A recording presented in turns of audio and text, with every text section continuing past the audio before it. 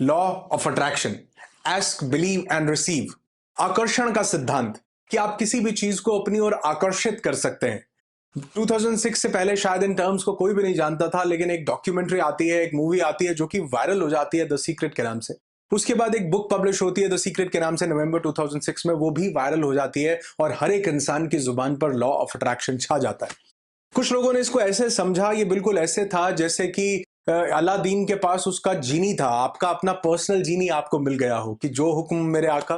क्योंकि ऐसी चीजों को समझना थोड़ा सा ज्यादा आसान और ल्यूक्रेटिव होता है, हमारा माइंड इनकी तरफ जल्दी दौड़ने लगता है। जैसे आप देखेंगे कि 5 दिन में अंग्रेजी बोलना सीखें, 3 दिन में 10 किलो वजन घटाएं, या 1 महीने में 30% रिटर्न पाएं, तो कहीं ना कहीं इंस्टेंट ग्रेटिफिकेशन के चक्कर में हमारा माइंड इन चीजों की तरफ दौड़ता है।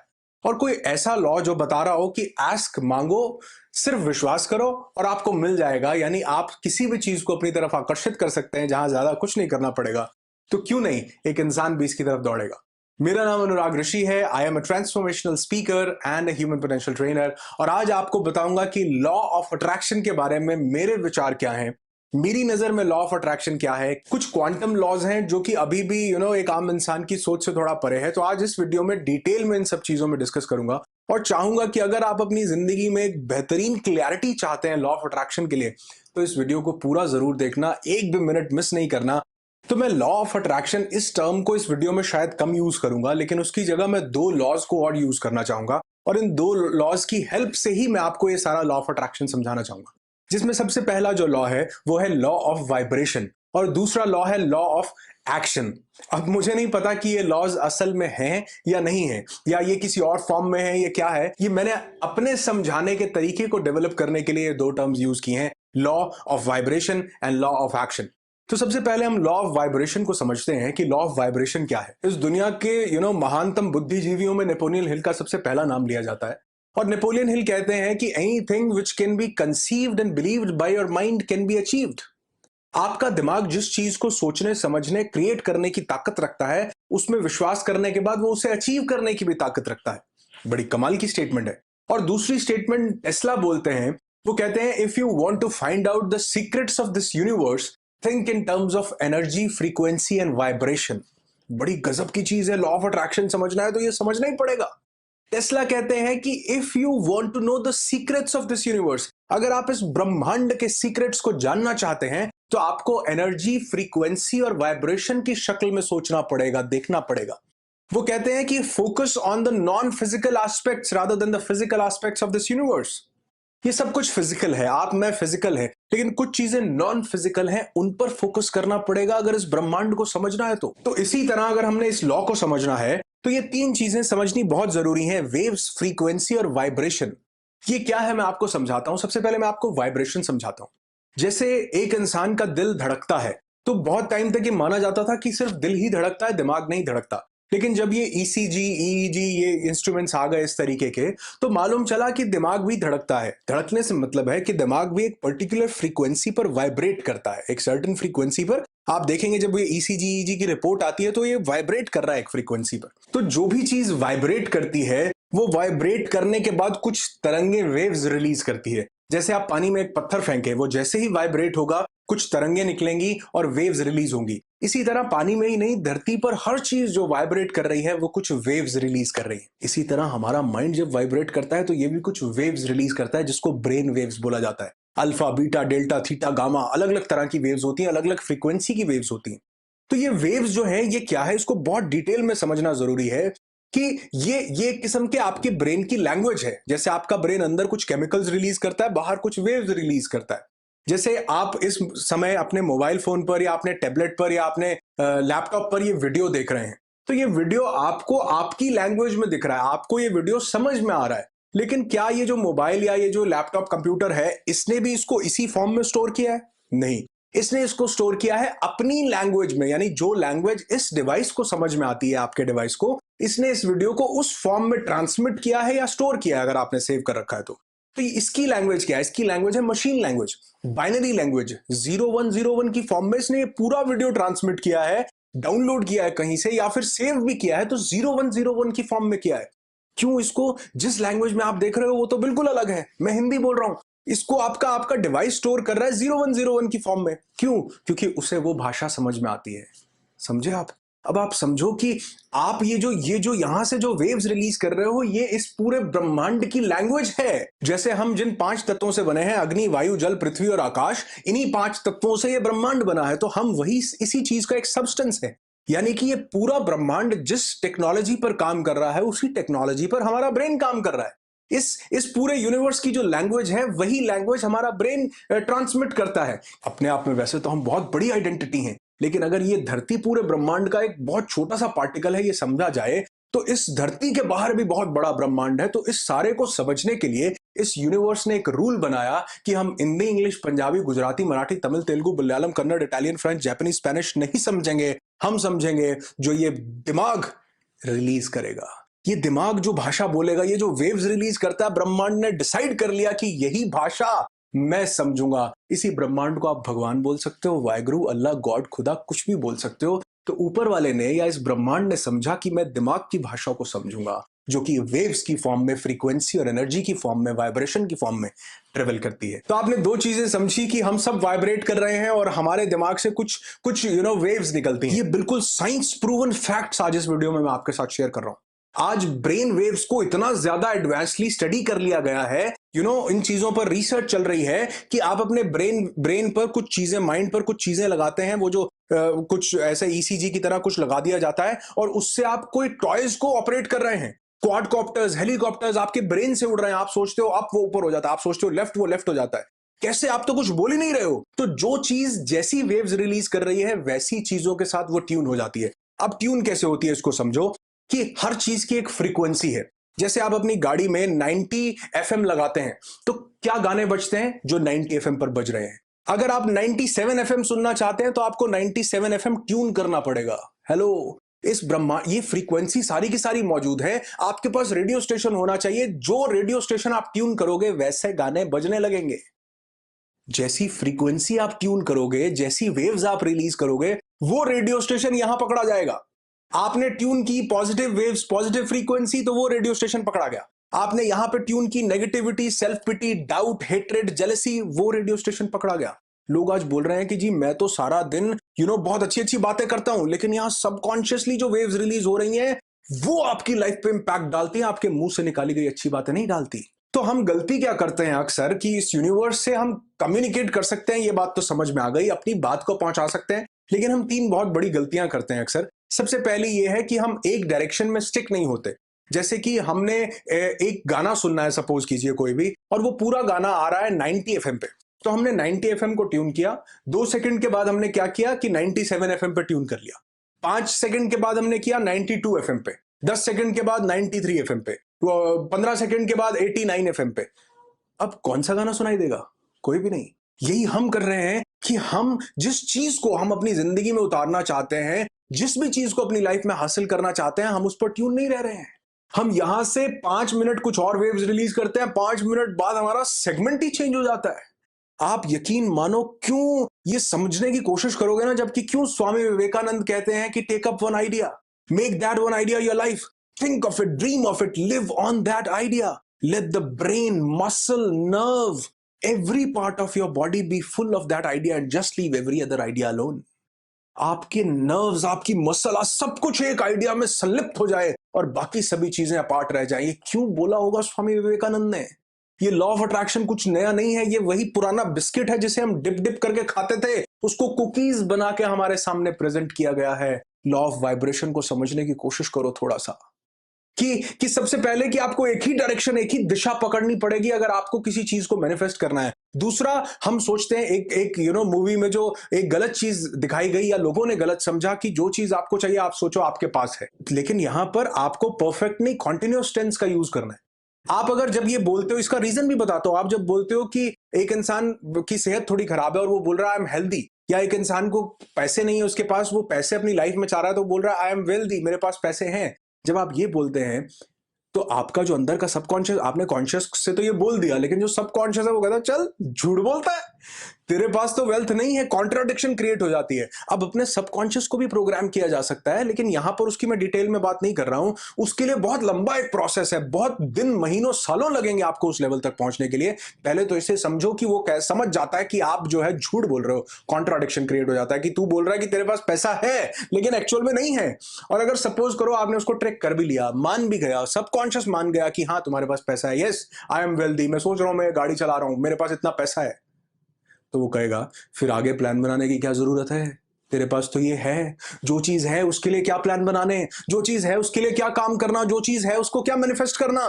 तो यानी कि परफेक्ट में नहीं, कॉन्टिन्यूस में सोचो। अगर कोई इंसान बीमार है, हेल्थ चाह रहा है, तो वो ये सोचे I am becoming better, I am gaining health day by day, I am becoming wealthier day by day. मैं ये बन रहा हूं, कर रहा हूं, I am achieving, I am becoming, I am getting. तो जब आप इस प्रोसेस को फॉलो करते हैं तो ये एक सही फ्रीक्वेंसी पर ट्यून करता है आपको। और तीसरी और एक बहुत बड़ी चीज जो लोग गलती कर जाते हैं वो है जाइंट लीप।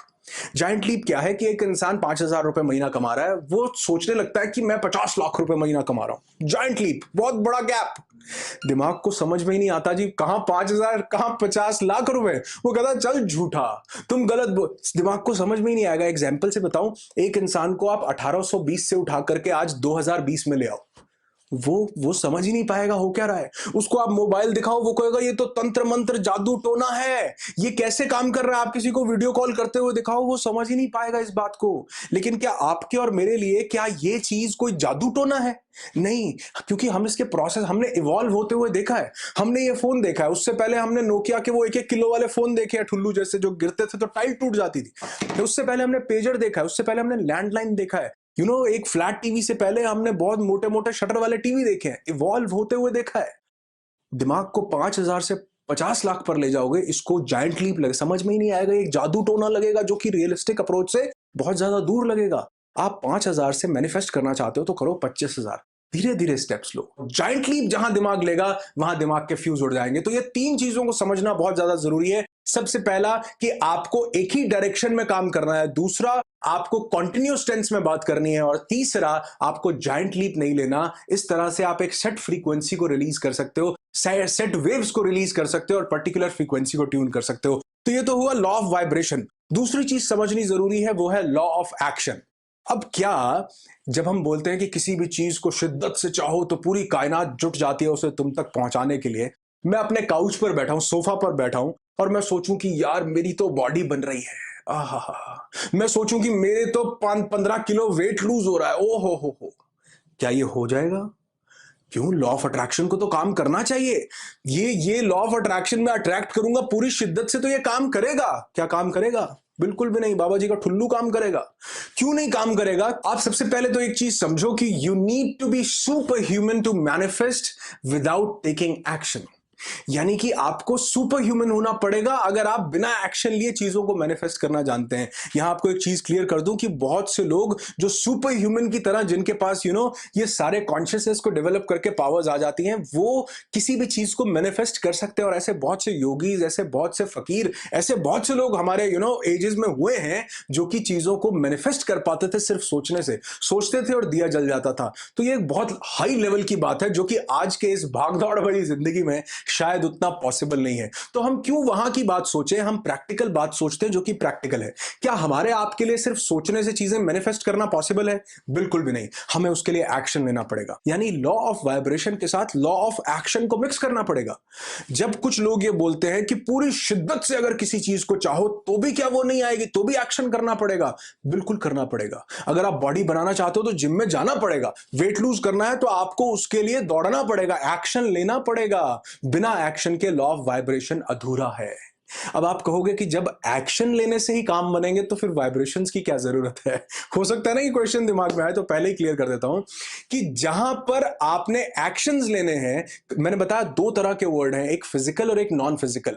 तो टेस्ला बोलते हैं कि अगर आप इस यूनिवर्स को समझना चाहते हो तो नॉन फिजिकल एस्पेक्ट्स में सोचो, और अगर उसको मैनिफेस्ट होते हुए देखना है तो फिजिकल एस्पेक्ट्स में समझो। तो यहां एक चीज समझने की जरूरत है कि जब हम कहते हैं कि पूरी शिद्दत से अगर किसी चीज को चाहो तो वो कायनात तुम तक पहुंच जाती है तो शिद्दत का मतलब क्या है, लॉ ऑफ एक्शन का मतलब क्या है। शिद्दत का मतलब है तीन चीजें, जो शिद्दत अगर आपने समझनी है ना, इसको तीन शब्दों में समझो। सबसे पहला है आपकी बॉडी, दूसरा है आपका माइंड और तीसरा है आपकी एनर्जी।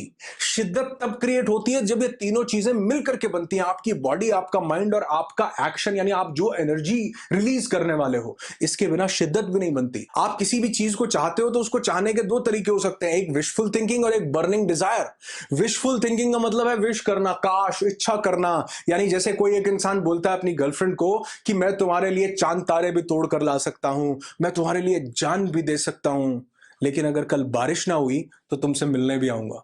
यह है विशफुल थिंकिंग कि चाहना सब कुछ है लेकिन करने को कुछ तैयार नहीं है। बारिश हुई तो भी मैं मिलने नहीं आ सकता, लेकिन हाँ, चांद तारे तोड़ कर ला सकता हूं। विश करना, इच्छा करना। बर्निंग डिजायर का मतलब है कि कुछ भी हो मैंने ये काम करना ही है। ये शिद्दत से निकलता है। शिद्दत कहां से आती है? तीन चीजों से, आपकी बॉडी, आपका माइंड और आपकी एनर्जी। आप जब तक फिजिकली एक्टिव नहीं होगे, अपनी एनर्जीज को इवॉल्व नहीं करोगे उसमें, तब तक शिद्दत भी पैदा नहीं होती। सोफे पर बैठकर सोच रहे हो अगर आप कितना भी गहरा कि वेट रिड्यूस हो जाए, ये शिद्दत नहीं है, ये विशफुल थिंकिंग है कि काश ऐसा हो जाए। और बिना एक्शन लिए कोई भी थिंकिंग पूरी नहीं होती। तो क्या एक्शंस की ही जरूरत है, थिंकिंग की जरूरत नहीं है? दोनों की बराबर जरूरत है।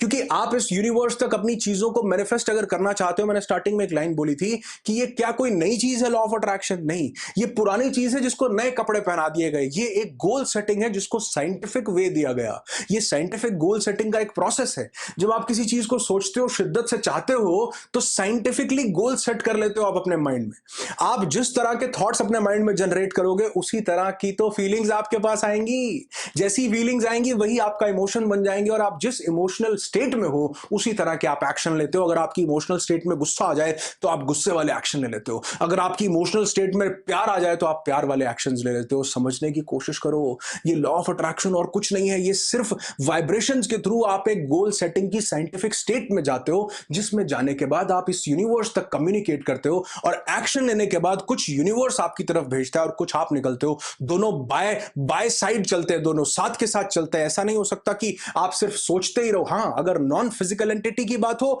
तो आपकी वाइब्रेशंस काम करेंगी, लेकिन अगर फिजिकल एंटिटीज की बात हो तो आपको एक्शंस भी लेने पड़ेंगे, अनलेस एंड अनटिल आप कोई सुपर ह्यूमन हो। अगर आप एक सुपर ह्यूमन है तो सोचो चीजें पूरी हो जाएंगी, लेकिन अगर मेरी तरह आप भी एक आम इंसान हो तो आपको लॉ ऑफ वाइब्रेशन को अपनी लाइफ में लेकर आना पड़ेगा। कैसी फ्रीक्वेंसीज आप रिलीज कर रहे हो, क्या वेव्स आप रिलीज कर रहे हो, और किस तरह के एक्शंस आप ले रहे हो। तो आज के बाद लॉ ऑफ अट्रैक्शन को समझने के लिए दो चीजों को ध्यान रखना कि सबसे पहला कि शिद्दत से अगर किसी काम को करना है तो आपका माइंड, बॉडी, एनर्जी तीनों अलाइन होने चाहिए। आप जो काम करना चाह रहे हो यहां से वेव्स भी वही रिलीज कर रहे हो, वही चीजें यूनिवर्स तक मैसेज भेज रहे हो, और उसी तरह के आप एक्शंस ले रहे हो। आप चाह रहे हो किसी भी चीज को फोड़ना, जिंदगी में आगे बढ़ना, लेकिन दिमाग लुल है, दिमाग कह रहा है कि नहीं यार, थक गया, बहुत काम हो गया, कल करेंगे, रेस्ट कर लेते हैं।